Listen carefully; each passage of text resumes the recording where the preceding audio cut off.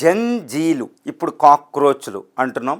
జంతర్ మంత్లో పీస్ఫుల్గా శాంతియుతంగా దీక్ష, ధర్మేంద్ర ప్రధాన్ రిజైన్ చేయించడం అంటే మోడీ ప్రభుత్వం మీద మోడీని లొంగదీసి మోడీ ద్వారా ధర్మేంద్ర ప్రధాన్ రిజైన్ చేయించారు, మోడీ లొంగిపోయారు అని మాట్లాడుతున్నారు. కానీ మోడీ వెనక్కి తగ్గడం వెనకాల పెద్ద వ్యూహం ఉంది మోడీకి అనేది మాత్రం మనం మర్చిపోతున్నాం.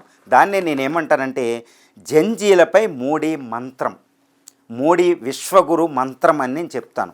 ఎంతటి వ్యూహాత్మకంగా మోడీ వెళ్తున్నారంటే జంజీలు మన పిల్లలు కోపగిస్తే వాళ్ళని తిట్టడం కొట్టడం కాదు, వాళ్ళని కన్విన్స్ చేయాలి అనే సూత్రం ఒకటి ఉంది చూడండి. అదే మోడీ మంత్రం, అదే మూల సూత్రం అనమాట.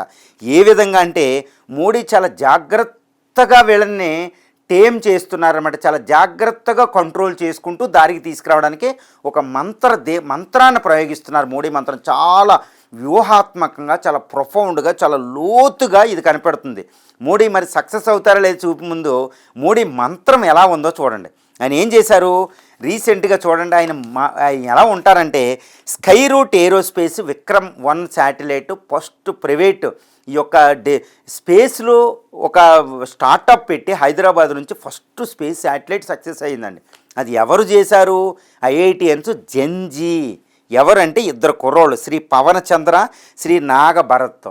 వీళ్ళిద్దరినీ మోడీ మీట్ అయ్యారు. ఏ విధంగా చూడండి, జంజీ భారతదేశంలో ప్రదర్శన చేయడమే కాదు భారత పునర్నిర్మాణానికి ఎక్కడికి తీసుకొస్తున్నారు జంజీ. కాబట్టి ఇలాంటి సందేశం మిగిలిన పిల్లలకి ఇస్తున్నారు, తల్లిదండ్రులకు ఇస్తున్నారు.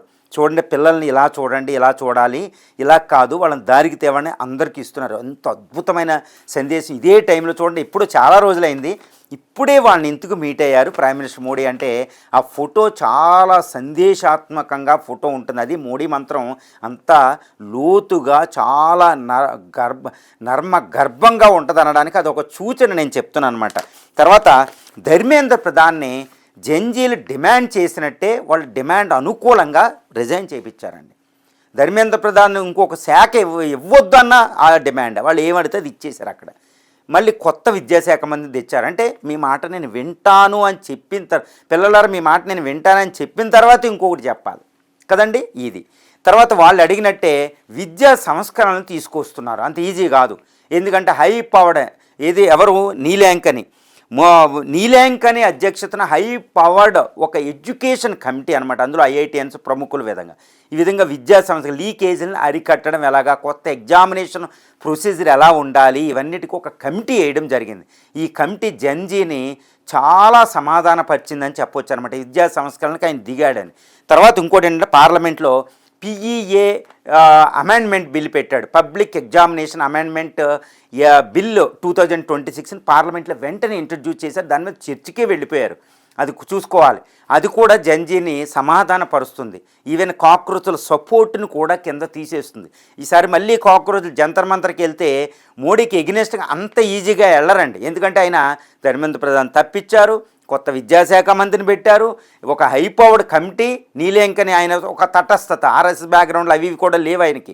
ఆయన కార్పొరేటర్, ఆయన అధ్యక్షతన ఒకప్పుడు కాంగ్రెస్లోనే పోటీ చేశాడు, బెంగళూరు ఇంటర్నేషనల్ పర్సన్, ఆ పర్సన్ అధ్యక్షతన వేశారు. కాబట్టి కన్విన్సింగ్గా ఉంది మిగిలిన వాళ్ళు ఎవరున్నా.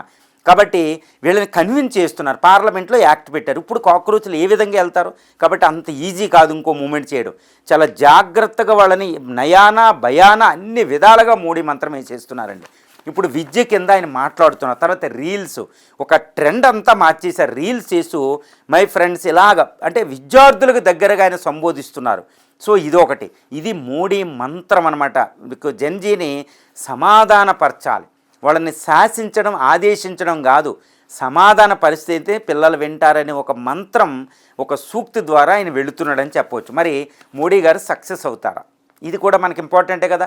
Weather Modi can succeed or not, whether convincing this జంజీ or whether he can succeed in preventing further movement from the cockroaches అనేది మనం చూడాలి. మళ్ళీ ఫర్దర్ కాక్రోచ్లు ఏదన్నా మళ్ళీ మూమెంట్కి వస్తే ఈసారి అంత సపోర్ట్ ఉంటుందా మనం చూడాలి.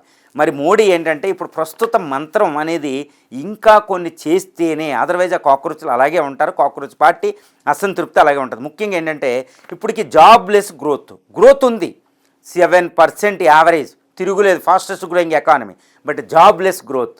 కాబట్టి నిరుద్యోగం తగ్గించాలంటే ఉద్యోగిత కల్పన అనేది మోడీ ముందున్న పెద్ద ఛాలెంజ్. అది కూడా చెయ్యాలి. 2 వ్యవసాయం, రూరల్ డెవలప్మెంట్ మీద కాస్త పెట్టాలి, అదొకటి.